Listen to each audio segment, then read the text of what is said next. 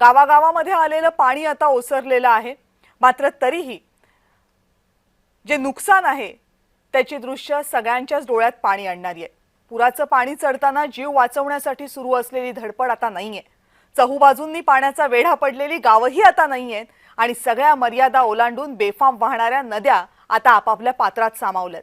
पण हे सगळं शांत करून जाताना पुरानं जो विध्वंस मागे ठेवलाय त्याची दृश्य डोळ्यात पाणी आणणारी आहेत।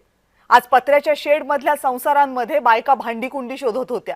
पुरुष घरातल्या पाण्यात पार भिजलेल्या धान्याची पोती रस्त्यावर आणून ठेवत होते। तरुण पोरं शेतात साठलेल्या पाण्याला मार्ग मोकळा करून द्यायचा प्रयत्न करत होती आणि शाळेत जाणारी चिल्ली पिल्ली भिजलेल्या वह्या पुस्तकांमध्ये पानं उलटायचा निष्फळ प्रयत्न करत होती। या सगळ्यांच्या डोळ्यात अश्रूंचा पूर होता। हे सगळं पुन्हा कसं उभं करायचं हा एक आणि एकच प्रश्न त्या शाळकरी मुलांपासून ते म्हाताऱ्या आजीपर्यंत सगळ्यांच्या डोळ्यात होता। या प्रत्येकाला मदत हवी आहे, लहान मोठी जी मिळेल जशी मिळेल ती, पण मदत हवी आहे। असं नुकसान झाल्यावर पहिल्यांदा जी मदत येते ती आज मराठवाड्यातल्या गावांमध्ये सुद्धा पोहोचायला सुरुवात झाली। पण आयुष्य उद्ध्वस्त झालेल्या अनेक शेतकऱ्यांनी ही मदत आज आल्या पावली परत न्यायला सांगितली। का? कारण ही मदत राजकीय प्रचार सोबत घेऊन आली होती। महाराष्ट्राचे उपमुख्यमंत्री एकनाथ शिंदे यांनी मराठवाड्यातल्या गावांमध्ये मदत पाठवली। अन्नधान्य, कपडे लत्ते, अंथरुणं पांघरुणं वगैरे वगैरे। पण ही मदत घेऊन येणाऱ्या प्रत्येक टेम्पोवर, मदतीच्या प्रत्येक पाकिटावर एकनाथ शिंदे, त्यांचे नेते, त्यांचा पक्ष, पक्षाचं चिन्ह सगळं छापलेलं होतं। संकटाच्या वेळी एकनाथ शिंदेंनी व्यक्ती म्हणून, पक्षप्रमुख म्हणून केलेली जी मदत आहे ती स्तुत्यच आहे, त्याबद्दल वाद नाही।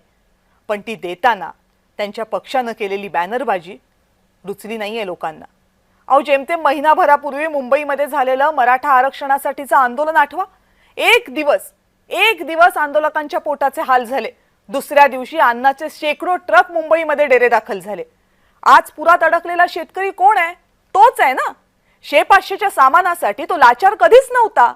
अहो, दारात आलेल्या अनोळखी पै पाहुण्याला तो शेतकरी कधी रिकाम्या हाताने पाठवत नाही। मग असं अन्नधान्यासाठी हात पसरणं, कुणाकडून अन्नाची मदत घेणं हे त्याच्या स्वाभिमानात कसं बसावं?